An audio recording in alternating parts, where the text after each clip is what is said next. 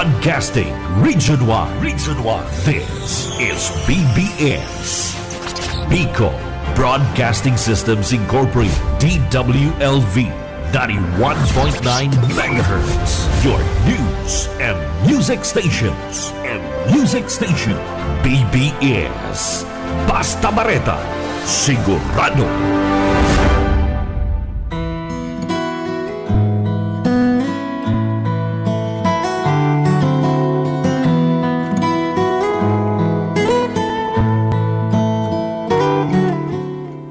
Magandang umaga po sa lahat po na bagong gising sa Camarines Sur, sa Bicol Region, sa lahat pong inaabot ng tinig pong ito ng programang Biyaya sa Pagkaaga dito po sa 91.9 BBS FM. Narito man po tayo ngayon para maghatid ng mga magagandang salita mula sa Biblia. Binabati ko po dyan ng magandang umaga ang ating po mga kasama ho dyan sa Iriga at especially po sa ating po mga kapatid na patuloy pong sumusubaybay at patuloy na sumusuporta sa ganito pong palatuntunan. At ganun din po, magandang umaga rin po dyan sa People's Market, abalang-abala sa kanilang mga ginagawa, sa mga mamimili. Pagpalain po kayo ngayong umaga. Masarap po ngayong magkape, lalo na po may kasamang pandesal, na sinasawsaw sa tinapay. At dito po tayo nakabuod sa topic na to, yung tinapay na nagbibigay ng buhay. Kapag natin tinapay na kapag kinain ay hindi na tayo magugutom. Ngayon, kaya magtatanong ay paano ba kami magkakaroon yan? Tinapay na hindi na magugutom. Pag almusal ay hindi po nawawala ang tinapay. Kahit saan pong parte ng lugar ay kahit mahirap, mayaman o ordinaryong tao ay talaga naman pong napakahalaga ng tinapay. Kaya ngayong umaga ho, samahan niyo po ako sa ilang minuto ng ating pong pagtatalakay sa Biyaya sa Pagkaaga. At ang ating pong pag-uusapan po ngayon ay ang The Bread of Life o ang tinapay ng buhay. Makukuha po natin ito sa John chapter 6 verse 35 at basahin po natin at atin po itong unawain. Sabi po ng talata ni Juan sa kanyang sulat, sapagkat ang pagkaing ibinigay ng Diyos ay yaong bumaba mula sa langit at nagbibigay ng buhay sa sanlibutan. Ginoo, wika nila, bigyan po ninyo kami lagi ng pagkain iyon. Ito po yung pinaka-key verse po natin, ang 35. Ako ang pagkain na nagbibigay ng buhay, sabi ni Jesus. Ang lumalapit sa akin ay hindi na magugutom, at ang nananalig sa akin ay hindi na mauuhaw kailanman. Bago po tayo magsimula, mas maganda po ang isang umaga ay patuloy po nating idalangin ang ating mga sarili sa Panginoong Hesus na tayo po ay bigyan ng pag-unawa at kalakasan sa buong maghapong ito. Tayo po ay manalangin. Ama namin na nasa langit ka, kami po ay nagpapasalamat muli sa isang bagong umaga na ipinagkaloob niyo po sa amin na mayroon po kaming kalakasang pisikal at espiritual. Nagpapasalamat po kami sa inyo pong paggabay sa nakalipas na magdamag at patuloy niyo po kaming kinalinga. Sa isang panibagong araw na ito, isang pagkakataon muli na ipinagkaloob niyo po sa amin. Yaman binigyan niyo kami ng isang bagong umaga. Ang aming pong dalangin ay patuloy niyo po kaming palakasin ang aming pisikal upang kami ay makagawa ng mga bagay na dapat po naming magawa. Paglinawin niyo po lagi ang aming mga kaisipan at matutuho kaming magpigil sa aming mga sarili upang hindi po kami malagay sa anumang bagay o alanganin na ikapapahamak po namin. Lagi niyo po kaming gabayan at lagi niyo po kaming ilayo sa anumang klaseng kapahamakan. Nagpapasalamat kami ngayon sa umagang ito na ipinahindulot niyo na muli po namin makita ang aming mga mahal sa buhay. Muli po namin madama ang sariwang hangin at muli po namin makita ang mga bagay na iyong nilikha. Maraming salamat po sa pagkakataong ipinagkaloob mo. Dinadakila ka namin. Buksan niyo po ang aming mga puso at isipan, lalo na po sa mga nakikinig ngayong umaga At ang mga salita mo ay magbigay po sa amin ng isang panibagong sigla at lakas upang magamit po namin ito sa ikapupuri at paglilingkod sa inyong pangalan. Purihin ka, sambahin ka, ngayon at magpakailanman. Sa iyo lamang ang papuri at pagsamba sa ngalan ng Ama, ng Anak, ng Espiritu Santo. In Jesus' name we pray. Amen. Salitahong sinabi po rito ni Jesus, na wika po niya, ako ang pagkain na nagbibigay ng buhay. Ano po bang ibig sabihin nito? Paano ko po ba ito may apply sa aking buhay? Yung talatang kanyang binanggit dito. Unang punto o unang point na nais kong iwan sa bawat isa, si Jesus ang pinagmumulan ng buhay.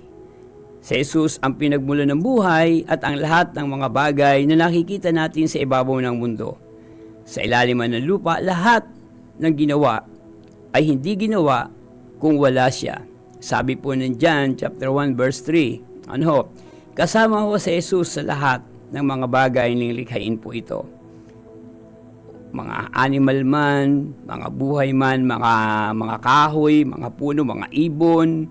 Ito po yung sabi po ng Genesis chapter 1 verse 26 ng pagkalika. Sabi ng Diyos Ama, ngayon lalangin natin ang tao sa ating larawan at wangis. Kaya nga nilikha po nila ang lahat ng bagay sa ibabaw ng mundo.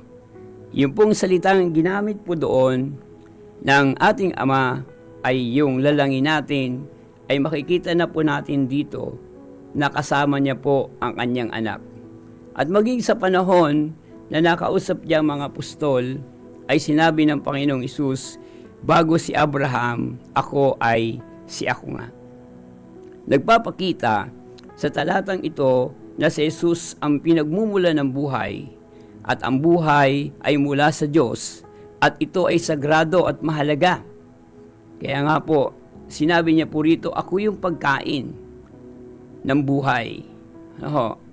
Isang pagkain na hindi ordinaryo. Isang pagkain na hindi nauubos. Isang pagkain hindi napapanis. At pagkain ng panghabang buhay. Ang buhay ay nasa Kanya at ang buhay ay siyang ilaw ng sangkatauhan. Wala pong iba kundi ang ating Panginoon. Nasa Kanya raw po ang ating buhay at ang buhay na ito ay siyang ilaw ng sangkatauhan. Pangalawa ho, si Jesus ang tagapagtaguyod ng buhay. Pag sinabing tagapagtaguyod, siyang tagapagtayo, siyang tagapagtatag ng buhay ng tao dito sa ibabaw ng mundo. Tinapay ay napakahalaga, food ay napakahalaga. Ang tao kapag ito ay kumakain ng literal na pagkain, ay napapalakas niya ang kanyang buhay. Napapalakas niya ang kanyang katawan at napapanatili niya ang kanyang buhay. Kapag tayo'y kumain ng mga masustansyang pagkain o literal na pagkain, ito ay nagbibigay sa atin ng panibagong sigla.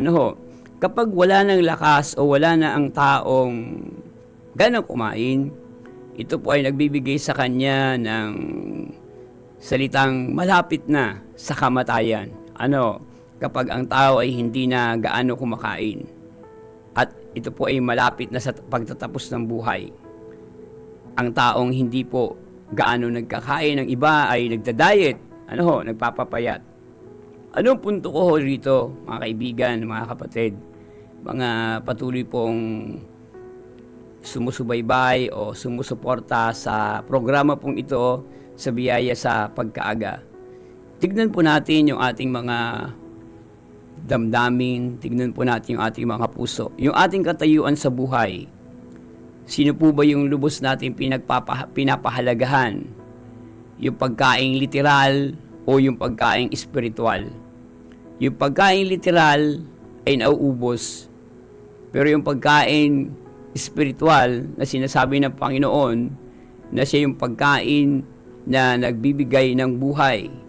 Ito yung kanyang sarili, ito yung pagkain na nagbibigay ng buhay. Buhay na wala ka ng pagkagutom pa. Ang Diyos na nagbibigay ng pagkain para sa buhay ho. Kung naalala niyo ho, ang panahon na kung saan ang bayang Israel ay iniligtas ng Diyos sa kamay ng mga Egyptyo mula sa pagkaalipin ng 40 years at sila po ay dinala sa desert o di kaya po doon po sa disyerto ay nagkaroon ng panahon ng tagutom dahil disyerto. Nagreklamo ngayon yung mga Israelita kay Moses at sinabi nila, Moses, papatayin mo ba kami? Kami ay dinala mo sa disyerto, inalis mo kami sa Egypto. Kung titingnan natin yung pinakabuod ng talata ay sa tagal ng panahon na pagiging alipin po nila sa bayang Israel, hirap at pasakit ang kanilang dinanas, at sila'y nanalangin sa Diyos at tumugon ang Diyos na sila'y palayain, at noong mga panahong yon ay nakatawid sila sa dagat at ang dagat ay hinati ng Panginoong Diyos sa kanyang kapangyarihan at ginamit si Moses at sila po ay napadpad sa disyerto at doon po ay nagutom ang mga taong ito sa paglalakbay at nagreklamo. At si Moses na lingkod ng Diyos ay nanalangin at sinabi ng Diyos sa kanila, bukas ng umaga ay mamulot kayo ng mana. Ito yung isang miraculous na ibinigay ng Diyos sa panahon noon ng mga Israelita na pagkagising nila sa umaga ay pumupulot na lamang sila ng mga mana. Ano yung mana? Yung po yung tinapay na nauhulog mula sa langit. Wala na silang iisipin pa pagising nila sa umaga, may mga nauhulog ng pagkain mula sa langit na bigay ng Diyos sa kanyang dakilang kamay upang tugunan ang kanilang gutom, upang bigyan sila ng kasiyahan sa kanilang mga sarili sa panahon po ng mga Israelita. At maging sa panahon po ni Elijah, nang si Elijah ay nagtatago dahil gusto siyang ipapatay ng hari, dahil po sa kanyang mga salitang winika na pagpupropesiya na hindi nauulan, si Elijah ay tumago sa kuweba at kung saan sa napadpad hanggang sa siya ay mapadpad sa isang babaeng balo na may isang anak na babae. At ang babaeng balong ito, dahil sa kapanahonang hindi umuulan, hindi tumutubo ang mga halaman, ay walang makain, may natitira na lamang siyang ilang arena o sabihin nating 1/4 na arena at kalahating lana o langis. Sabi ni Elijah, iluto mo yan para sa akin. Ang babae ay hindi nagdalawang isip na iluto ito sapagkat alam niyang lingkod ito ng Diyos at sinabi ni Elijah na hindi ito magugutom. Isipin niyo po ilang buwan o ilang taon na namalagi si Elijah sa piling ng babaeng balo at ng isang bata na sila po ay nakakain ng sapat sa loob ng ilang araw at ilang taon. Sa isang 1/4 lang na arena at isang kalahati o kalahating boteng langis ay ilang buwan o taon sila kumain. Ganun ho kapangyarihan ng Diyos sa panahon ng pangangailangan, tinugon po sila at kailanman ay hindi nagkulang ang Diyos sa kanyang lingkod na si Elijah. Ano ang punto rito? Ang Diyos ang nagbibigay ng pagkain para sa mga taong nabubuhay sa ibabaw ng mundo. Ang Diyos ang nagpapatubo ng ating mga halaman. Ang Diyos ang nagbibigay sigla at kagalakan at nagbibigay ng masaganang ani. Kung may mga pagkakataon, minsan katulad ng nakaraang araw ay tayo po ay binaha at may mga palayan na hindi na nakatubo pa at yung mga bagong tanim ay talaga naman nawala. O may mga bagay na minsan pinagdadaanan sa panahon ngayon ng tao, ay tayo po ay minumulat lamang ng Panginoong Diyos at pinapakita ng lahat ng bagay ay nasa kontrol ng kanyang dakilang kamay. Ang Diyos ang nagbibigay at nagpapanatili ng buhay ng tao at nagbibigay ng walang hanggan. Kaya sabi ni Jesus, ako ang pagkain na nagbibigay ng buhay. Siya yung nagpapanatili ng buhay ng bawat isa. Tanong ko, paano ba natin ito matatanggap? Paano ba natin ito may apply sa ating buhay? Paano ba ako magkakaroon ng buhay na hindi na ako magugutom? Paano ko makukuha itong inaalok ng ating Panginoong Hesus na sinasabi niya rito, ako ang tinapay na nagbibigay ng buhay. Ako ang pagkain ng buhay o nagbibigay ng buhay sa tao. Unang-una ho, lumapit tayo at tanggapin natin si Jesus sa ating mga buhay. Sinabi niya sa kanyang talata, ako ang pagkain nagbibigay ng buhay, sabi ni Jesus. Ang lumalapit sa akin ay hindi na magugutom at ang nananalig sa akin ay hindi na mauuhaw. Ano po ang kailangan ho natin mga kapatid, mga mahal ko, mga kababayan na patuloy pong sumusubaybay ngayong umaga? Ano ba dapat nating gawin? Lumapit po tayo at tanggapin natin si Jesus sa ating buhay. Lumapit po tayo na may pagtitiwala at pananampalataya. At tayo po ay tatanggap ng pagkain ito na wala ng pagkagutom. Na pagkain ito nagbibigay ng kasapatan sa lahat ng pangangailangan ng tao. Maiibsan ang kanyang kawalan sa kanyang buhay. Si Jesus na pinagmumulan ng kasiyahan at kasapatan ng buhay. Hindi na kailanman magugutom ang tao. Ano ho ba yung tinutukoy ho rito hindi na magugutom? Hindi na ho ba tayo kakain araw-araw? Hindi po, mga kaibigan. Ano ho? Dahil ang tao ay, ang pagkain literal ay kailangan pang araw-araw. Ngunit, ang tinutukoy ko sa umaga pong ito ay ang pagkagutom sa espiritual. Ang kawalan ng pagkain espiritual. Tandaan natin na sinabi ho ng Bible sa Matthew chapter 4 verse 4, hindi lamang nabubuhay ang tao sa pagkain, kundi mula sa bibig o salita ng ating Diyos na buhay na nanggagaling sa kanyang bibig. Ano ho? Kung babasahin ho natin ang Matthew chapter 4 verse 4, basahin ko po upang tayo po ay maliwanagan ngayong umaga. Ang sabi niya, ngunit sumagot si Jesus na susulat, hindi lamang sa tinapay ang tao nabubuhay, kundi sa bawat salitang namumutawi sa bibig ng Diyos. Hindi lamang po pala tayo dapat nabubuhay sa pagkain. At hindi lang tayo mabubuhay sa pagkain, kundi sa bawat salita na nanggagaling sa bibig ng Diyos. Kung bakit tayo ay may buhay, dahil sa paraan at kapangyarihan ng ating Diyos na buhay. Kailanman, kapag ating natagpuan at ating tinanggap at sinampalatayahan ng Panginoong Hesus, kailanman ay hindi na tayo magugutom, ito ang sinabi niya. Si Jesus ang kasiyahan panloob na desire o pagnanais. Si Jesus ang pinagkukunan at nagbibigay kasapatan sa mga taong may kabiguan na nararanasan sa buhay. Si Jesus ang sagot para ang tao ay magtagumpay sa kanyang tinatahak na landas. Si Jesus ang nagbibigay ng panloob na bukal sa taong nauuhaw sa kanyang damdamin.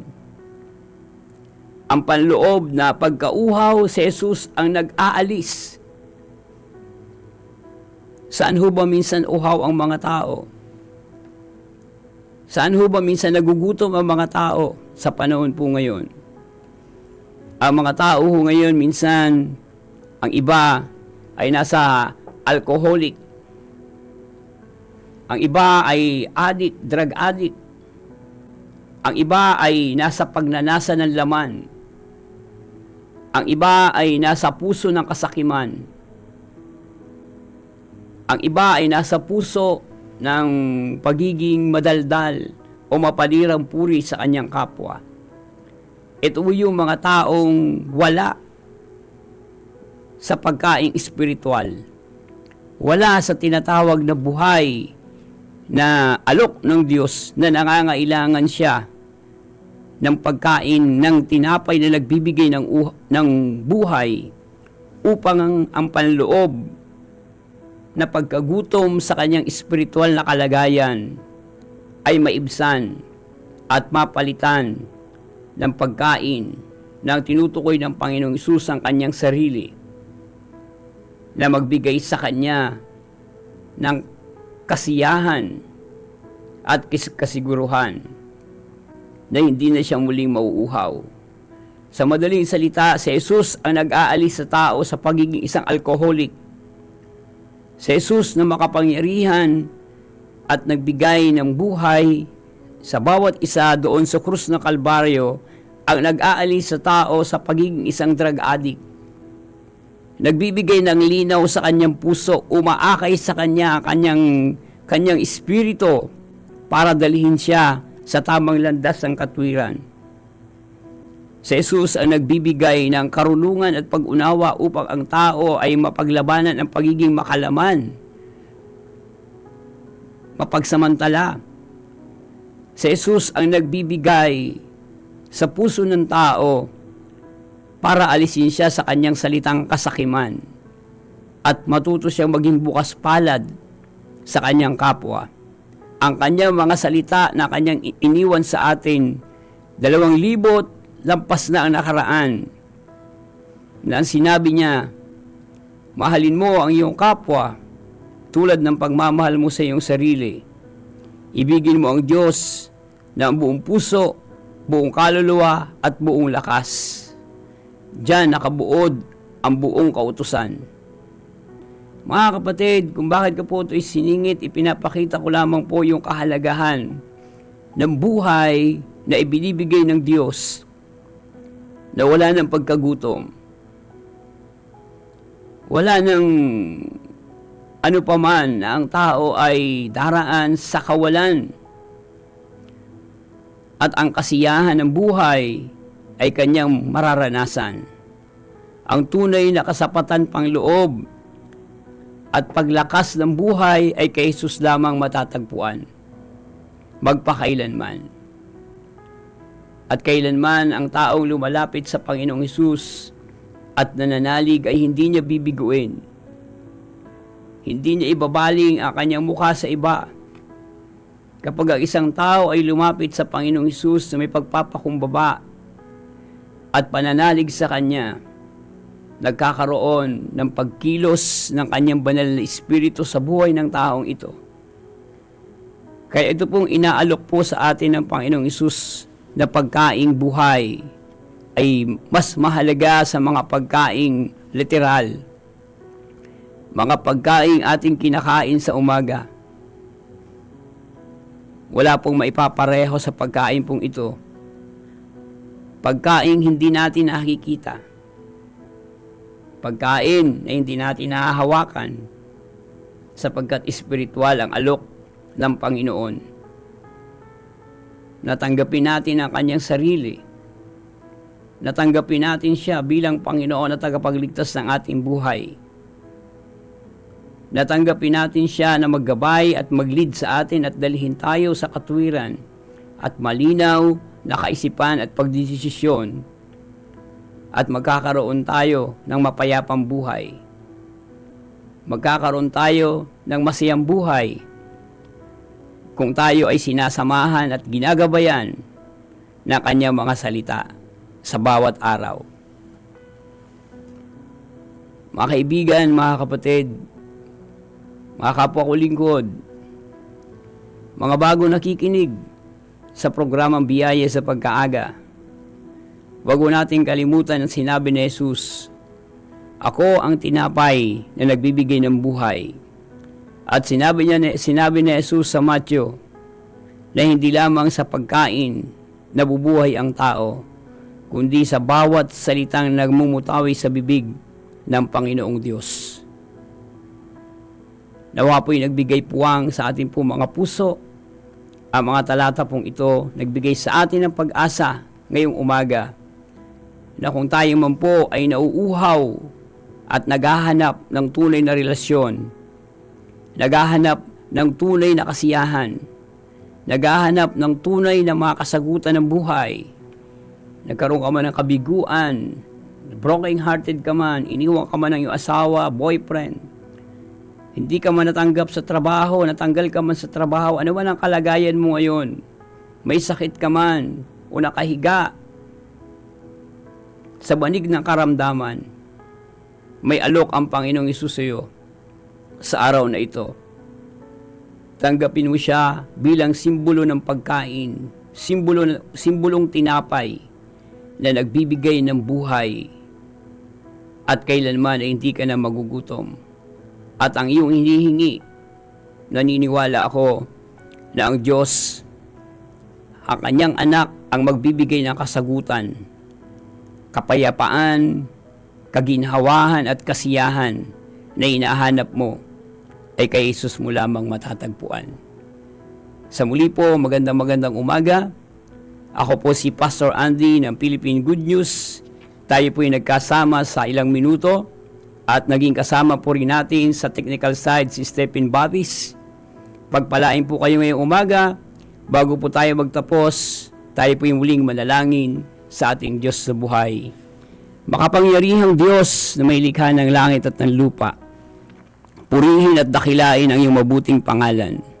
Luwalhatiin at parangalan ka ng aming mga labi at ng bawat kilos at paggawa po namin ay mahayag ang iyong kabutihan sa amin.